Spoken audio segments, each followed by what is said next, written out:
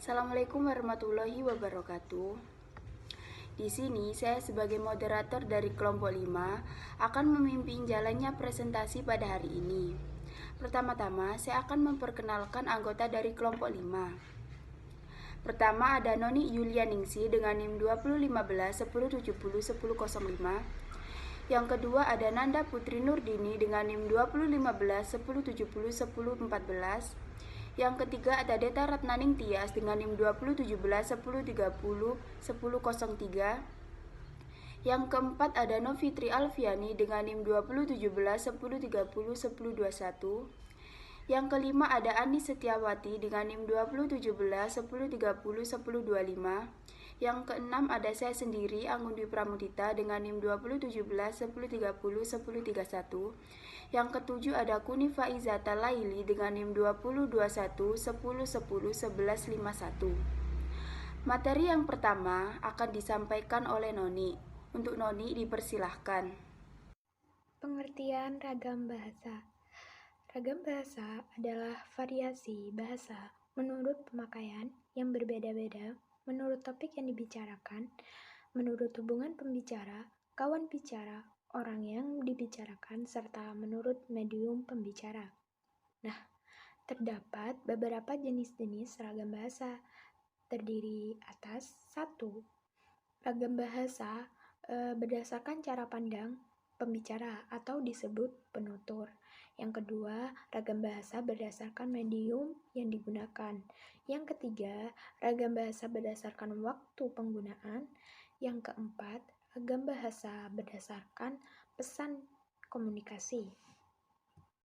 Adapun macam-macam kesalahan ragam bahasa ilmiah antara lain kesalahan berbahasa tataran fonologi, kesalahan berbahasa tataran morfologi, kesalahan berbahasa dalam afikasi, kesalahan berbahasa tataran sintaksis, kesalahan berbahasa tataran semantik, kesalahan berbahasa tataran wacana, ketidakefektifan paragraf karena tidak adanya pelesapan, kesalahan terhadap kalimat sumbang, kesalahan tataran ejaan dan tanda baca. Materi selanjutnya akan disampaikan oleh Nanda. Untuk Nanda dipersilahkan. Kesalahan berbahasa tataran fonologi. Fonologi adalah ilmu tentang bunyi-bunyi atau fonem, bahasa dan distribusinya. Fonologi diartikan sebagai kajian bahasa yang mempelajari tentang bunyi-bunyi yang diproduksi oleh alat ucap manusia. Berikut faktor kesalahan dalam fonologi. 1. Fonem meliputi pemakaian bahasa yang kurang memahami kaidah-kaidah bahasa yang dipakainya. Pengajaran bahasa yang kurang tepat atau kurang sempurna terpengaruh oleh bahasa lainnya. Kedua, analisis berbahasa tataran fonologi pada bungkus makanan. Ketiga, kesalahan berbahasa dalam fonologi pada ucapan. Kesalahan berbahasa tataran morfologi. Secara etimologi, kata morfologi berasal dari kata morph yang berarti bentuk dan kata logi yang berarti ilmu. Jadi secara harfiah, kata morfologi berarti ilmu yang mempelajari tentang bentuk-bentuk dan pembentukan kata. Sedangkan di dalam kajian biologi, morfologi berarti ilmu mengenai bentuk-bentuk sel tumbuhan atau jasad-jasad makhluk hidup.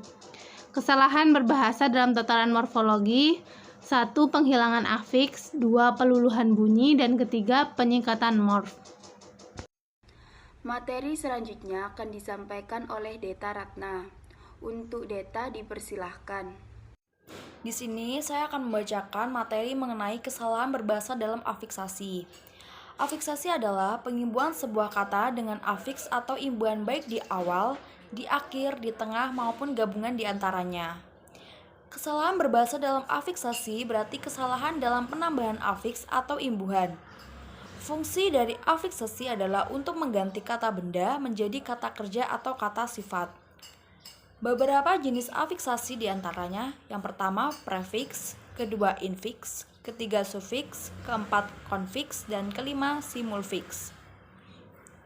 Selanjutnya, saya juga akan membacakan materi mengenai kesalahan berbahasa tataran sintakis. Menurut Karingan 1984, mengemukakan bahwa sintaksis adalah salah satu cabang ilmu yang membicarakan struktur kalimat klausa atau frasa. Kalimat merupakan suatu bahasa yang secara relatif berdiri sendiri, mempunyai pola intonasi final dengan secara aktual dan potensial terdiri dari klausa, misalnya saya makan nasi. Sedangkan klausa adalah suatu bentuk linguistik yang terdiri dari subjek dan predikat frasa. Adalah suatu tata bahasa yang tidak melampaui batas fungsi subjek atau predikat. Sumber kesalahan berbahasa dalam tataran sintaksis antara lain: 1. Penggunaan kata perangkat dari, pada, daripada, kepada, dan untuk. Kedua, pembentukan kalimat tidak baku. Sekian dari saya. Materi selanjutnya akan disampaikan oleh Novitri. Untuk Novitri dipersilahkan. Kesalahan berbahasa tataran semantik. Kata semantik berasal dari bahasa Yunani yaitu semantikos. Semantik adalah cabang linguistik yang mempelajari arti atau makna yang terkandung pada suatu bahasa, kode, atau jenis representasi lain. Dengan kata lain, semantik adalah pembelajaran tentang makna. Kesalahan berbahasa pada tataran semantik terdiri dari: yang pertama, kesalahan penggunaan kata yang mirip, dan yang kedua, penggunaan kata-kata yang saling menggantikan yang dipaksakan sehingga menimbulkan perubahan makna kalimat, bahkan sehingga saling merusak struktur kalimat. Kesalahan berbahasa tataran wacana. Wacana merupakan satuan bahasa yang lengkap, sehingga dalam hierarki gramatikal merupakan satuan gramatikal yang tertinggi. Sebagai satuan bahasa terlengkap, maka dalam wacana terdapat konsep, gagasan, pikiran, atau ide yang utuh yang bisa dipahami oleh pembaca dan pendengar tanpa keraguan apapun. Adapun kesalahan dalam berbahasa tataran wacana, yaitu yang pertama kohesi, dan yang kedua ada koherensi. Materi selanjutnya akan disampaikan oleh Anis. Untuk Anis dipersilahkan. Ketidakefektifan paragraf karena tidak adanya pelepasan. Menurut KBBI tahun 2016, pelepasan dalam Kamus Besar Bahasa Indonesia berasal dari kata lepas yang artinya hilang satu dari dua unsur atau bagian konstruksi yang koreferensial. Salah satu faktor ketidakefektifan paragraf adalah kemubaziran preposisi dan kata, dikarenakan preposisi atau biasa disebut dengan kata depan maupun penempatan kata yang tidak padu. Menurut Tomo et al.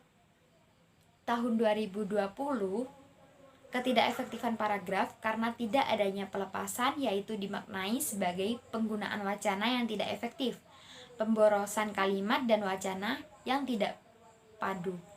Maka, sebaiknya kata-kata yang tidak efektif tersebut perlu dilepaskan agar menjadi efektif. Kesalahan terhadap kalimat sumbang.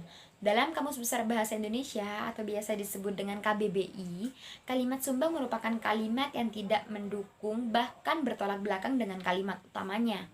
Kalimat sumbang merupakan suatu kalimat yang tidak mempunyai keterkaitan sama sekali dengan keseluruhan isi yang ada di paragraf.